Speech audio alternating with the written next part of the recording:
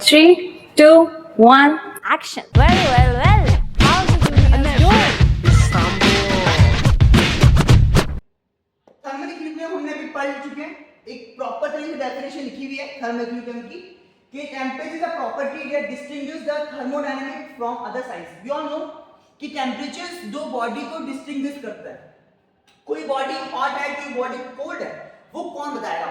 वो हमें टेम्परेचर बताता है ना। टेम्परेचर के बारे में प्रॉपर्टी होती है जो मुझे बताता है कि कोई बॉडी थर्मोडायनामिक कैसे डिस्टिंग्विश है, कैसे आइसोलेट है, कैसे कैसे सिस्टम अलग अलग है। This property can distinguish between the hot and cold body.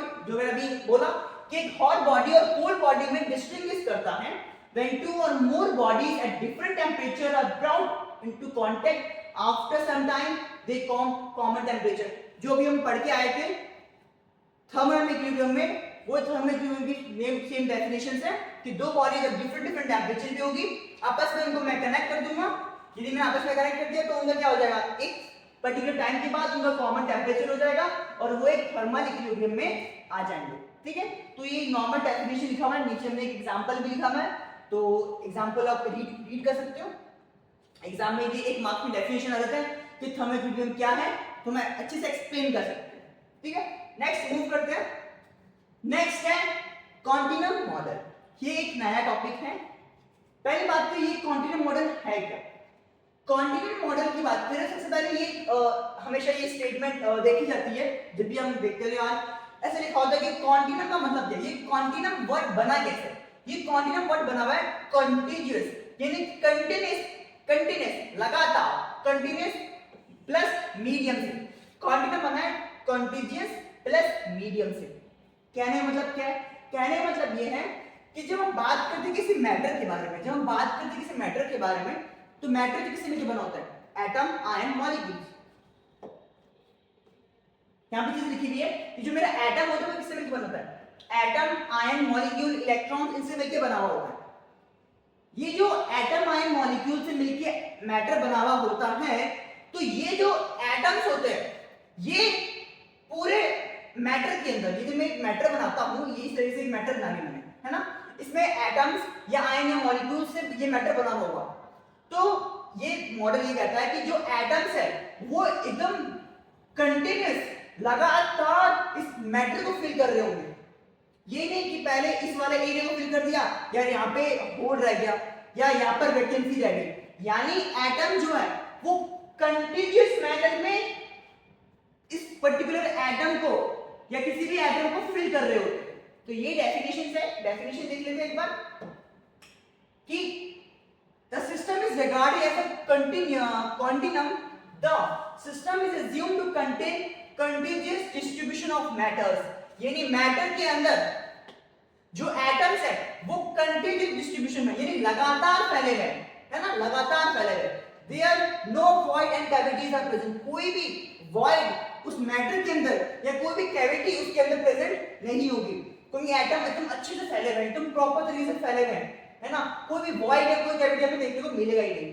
The pressure, temperature and density and other properties are the average value of the action of many molecules and atoms. Such idealized is must for solving most problems. The laws and the concept of thermodynamics are independent of structure of atom। ये बहुत important statement है कि जो मेरा किसी भी matter का statement है, मेरा जो भी लॉज होते हैं, जो भी कॉन्सेप्ट होते हैं थर्मोडायनामिक में, वो उसके स्ट्रक्चर से इंडिपेंडेंट है। यानी मैटर का स्ट्रक्चर कैसा है, उसका शेप बड़ा है कि छोटा है, उसके स्ट्रक्चर पे ये लॉज डिपेंड नहीं करते।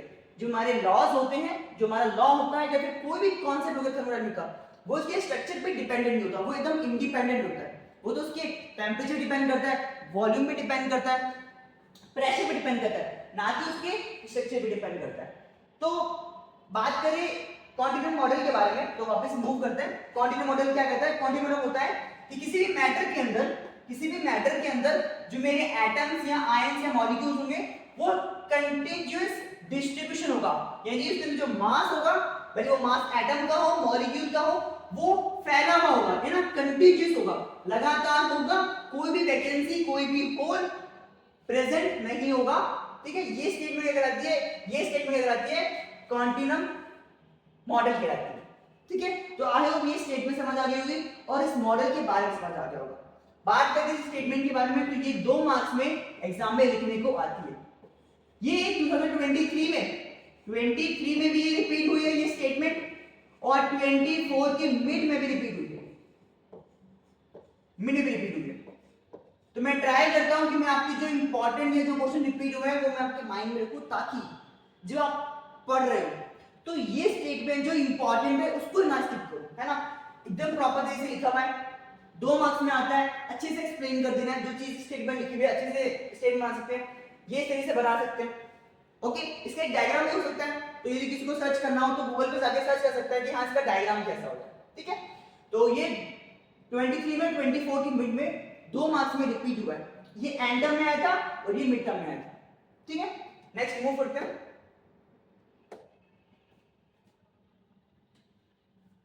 थोड़ा डायग्राम पे चला गया, इसका ये है रिवर्सिबल प्रोसेस। यदि मैं इसको लिख दूं तो ये यहाँ पे लिखा हुआ है रिवर्सिबल प्रोसेस, यहाँ क्या लिखा हुआ है रिवर्सिबल प्रोसेस।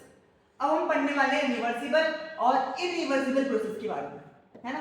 रिवर्सिबल प्रोसेस और इरिवर्सिबल प्रोसेस में पता है क्या, 2 तरह के प्रोसेस होते हैं।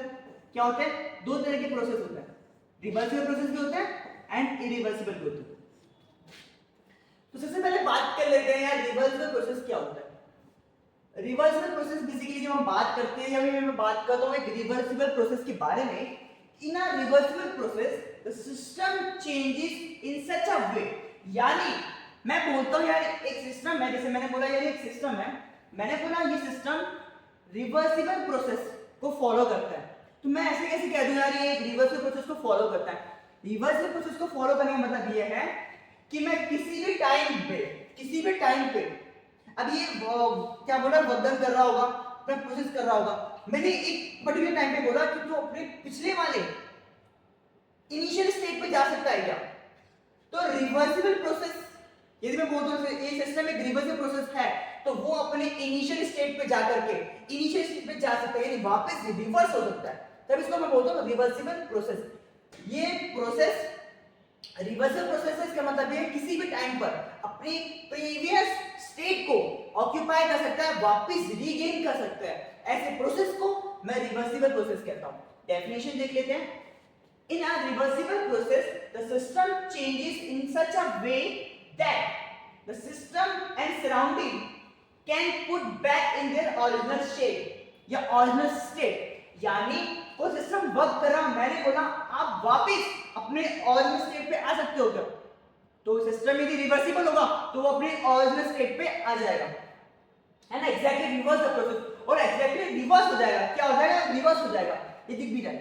पहले क्या हो रहा था, पहले हीट का फ्लो हो रहा था, यानी सिस्टम में टेंपरेचर ज्यादा था, सराउंडिंग का टेंपरेचर कम था, तो हीट का फ्लो हो रहा था सिस्टम से सराउंडिंग, क्या हो रहा था सिस्टम से सराउंडिंग हो रहा था, सिस्टम से क्या हो रहा था सराउंडिंग हो रहा था, ठीक है सर।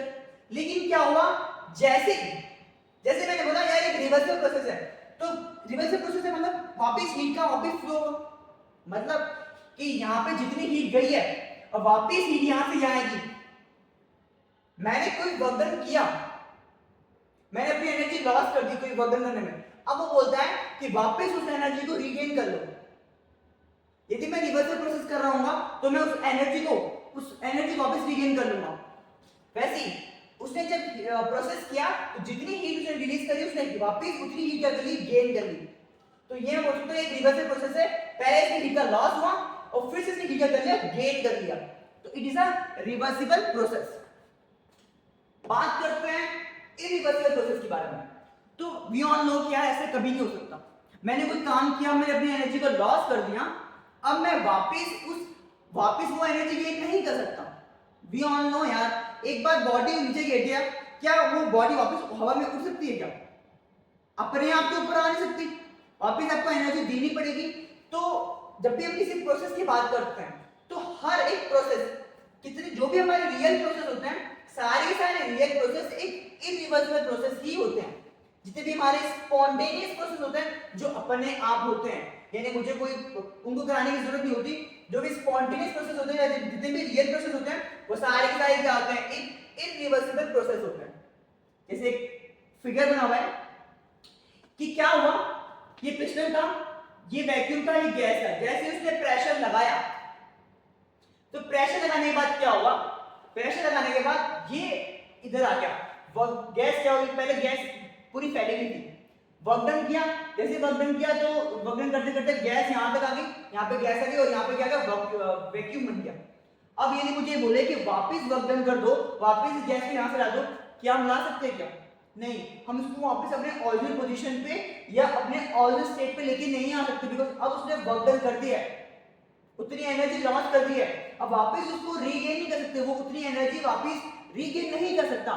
तो इसे बोलते हैं जो भी हमारे प्रोसेस होते हैं वो सारे इसके सारे इरिवर्सिबल प्रोसेस होते हैं। क्या होते हैं हमारे? इरिवर्सिबल प्रोसेस होता है। तो irreversible process can not undergo by the exactly reverse to change the system. Exactly reverse नहीं हो सकते। क्या नहीं हो सकते? एग्जैक्टली रिवर्स नहीं हो सकते। क्या नहीं हो सकते? एग्जैक्टली रिवर्स नहीं हो सकते। ठीक है, तो आई होप यहां तक आपको सबको समझ आ गया होगा कि रिवर्सिबल प्रोसेस क्या होता है और इरिवर्सिबल प्रोसेस क्या होता है। अब नेक्स्ट देखते हैं, that is my properties. Thermodynamic या हम बात करते हैं पर्टिकुलर थर्मोडायनामिक के बारे में, तो हम बात करते हैं टेम्परेचर के बारे में, हम बात करते हैं वॉल्यूम के बारे में, हम बात करते हैं प्रेशर के बारे में। तो डिफरेंट प्रॉपर्टीज के बारे में डिस्कस करते हैं। तो कभी भी एग्जाम में लिखने का आता है कि thermodynamic properties of system distinguish दो। तो दो तरह की प्रॉपर्टीज होती है, एक होती है एक्सटेंसिव प्रॉपर्टीज और एक होती है इंटेंसिव प्रॉपर्टीज, है ना। तो thermodynamic properties of the systems can be divided into two general part या टू डिवाइडेड, दो पर्टिकुलर स्टेट में हम डिवाइड करते हैं। एक होता है एक्सटेंसिव और एक होता है इंटेंसिव प्रॉपर्टीज। डिफरेंस क्या होता है इंटेंसिव एक्सटेंसिव में? बात करते हैं जब मैं इंटेंसिव प्रॉपर्टी के बारे में, the properties whose values depend on the quantity or the size of the present system। मतलब जो क्वांटिटी पे डिपेंड करे, किस पे? मास पे डिपेंड करे, क्वांटिटी पे डिपेंड करे, क्वालिटी पे नहीं। आजकल क्वालिटी नहीं दिखती, क्वांटिटी दिख जाती है। तो जो एक्सटेंसिव प्रॉपर्टी होता है वो क्वांटिटी पे डिपेंड करता है। किस पे डिपेंड करता है? एक ऐसी प्रॉपर्टी या फिर एक ऐसे मटेरियल जो क्वांटिटी पे डिपेंड करता है, वो किस में आता है? वो एक्सटेंसिव प्रॉपर्टी के अंदर आता है। The values of the extensive properties varies directly with the mass. जैसे मैंने बोला कि किसी बॉडी का मैंने मास इंक्रीज किया, तो एक्सटेंसिव प्रॉपर्टी इंक्रीज कर रही है, तो मैं बोलूंगा कि वो एक्सटेंसिव प्रॉपर्टी किस पे डिपेंड कर रही है? क्वांटिटी पे डिपेंड कर रही है। एग्जांपल की बात करें, मैं एक मास की बात करता हूं, मैं ये एक बॉडी को लेता हूं और एक बॉडी के टेम्परेचर क्या बोलता हूं मैं, उस पे वेट डालना इंक्रीज करता हूं, तो वेट डालने पे उसका मास बढ़ जाएगा। तो मास भी क्या है? एक एक्सटेंसिव प्रॉपर्टी है, क्योंकि ये क्या कर रहा है? क्वांटिटी पे डिपेंड कर रहा है, क्वालिटी नहीं क्वांटिटी। क्वांटिटी बढ़ाने पर उसकी वैल्यू भी इंक्रीज कर रही है ना, उसकी वैल्यू इंक्रीज कर रही है, वो क्या आ रहा है? एक एक्सटेंसिव प्रॉपर्टी में आता है। वॉल्यूम मैंने एक पानी था, है ना, एक मैंने क्या बोले बकेट लिया, बकेट में मैंने पानी डाला, जैसे जैसे पानी इंक्रीज करूंगा मेरा वॉल्यूम भी तो इंक्रीज होगा, क्योंकि डेंसिटी इंक्रीज होगा तो वॉल्यूम इंक्रीज होगा। इंटरनल एनर्जी भी डिपेंड करता है मास पे, heat, capacity, enthalpy etcetera, these are the intensive properties. ये जितनी भी प्रॉपर्टीज है सारी क्या है? इंटेंसिव प्रॉपर्टी है, मास पे डिपेंड करता है। मास इंक्रीज करने पर कहीं ना कहीं इनकी वैल्यूज भी क्या कर जाती है? इंक्रीज कर जाती है ना। बात करते हैं हम इंटेंसिव प्रॉपर्टी की, तो एक्सटेंसिव कर लिया। इंटेंसिव प्रॉपर्टी होती है which does not depend on the mass, यानी मास पे डिपेंड नहीं करती। अपने मास उतना भी इंक्रीज करता है लेकिन इनकी वैल्यूज इंक्रीज नहीं होगी। जैसे टेम्परेचर, एक बॉडी का मैंने मास इंक्रीज कर दिया तो क्या टेम्परेचर इंक्रीज हो जाएगा? नहीं यार, आपने उसका मास इंक्रीज किया है, आपने उसको हीट थोड़ी दी है कि उसका टेम्परेचर इंक्रीज हो जाए। तो बेसिकली हम ये बोल सकते हैं कि उसका टेम्परेचर, उसकी डेंसिटी, सॉरी मैंने वहां बोला डेंसिटी, यहाँ पे बात करता हूँ डेंसिटी एक इंटेंसिव प्रॉपर्टी है, टेम्परेचर एक इंटेंसिव प्रॉपर्टी है और प्रेशर भी एक इंटेंसिव प्रॉपर्टी है। Pressure, density and temperature does not depend on the quantity या फिर साइज ऑफ मैटर। मैटर के साइज पे डिपेंड नहीं करती कि साइज बड़ा है या उसमें अमाउंट ज्यादा है, मास ज्यादा है तो इनकी वैल्यू भी ज्यादा होगी, नहीं। टेम्परेचर, डेंसिटी, प्रेशर क्वांटिटी पे या उसके मास या उसके साइज पे डिपेंड नहीं करता, ठीक है। यस, तो बेसिकली क्या हुआ, आज के लेक्चर में हम इतना ही रखते हैं, एकदम बेसिक रखा है ताकि आपको अच्छे से आप प्रॉपर तरीके से चीजें देख पाओ और जो मैंने इंपॉर्टेंट नॉट्स बोले हैं वो एक बार अपने कॉपी पे नोट डाउन करके लर्न कर लेना, ठीक है। नेक्स्ट लेक्चर में हम कार्नोट इंजन देखेंगे और एंट्रोपी देखेंगे। ठीक है, 2 लेक्चर्स में क्या करेंगे, हम अपनी वीडियोस को, हम अपने लेक्चर्स यूनिट 1 को कंप्लीट कर देंगे। नेक्स्ट वीडियो बहुत ज्यादा इंपॉर्टेंट होने वाली है, क्योंकि 5 स्टार क्वेश्चन कान और इंजन हम कवर करने वाले हैं। ठीक है, तब तक के लिए गुड लक, गुड बाय, और प्रैक्टिस करते रहो और अपने आप को एक्सप्लोर करते रहो, अपने अंदर स्किल्स को डेवलप करते रहो। Thank you so much for watching.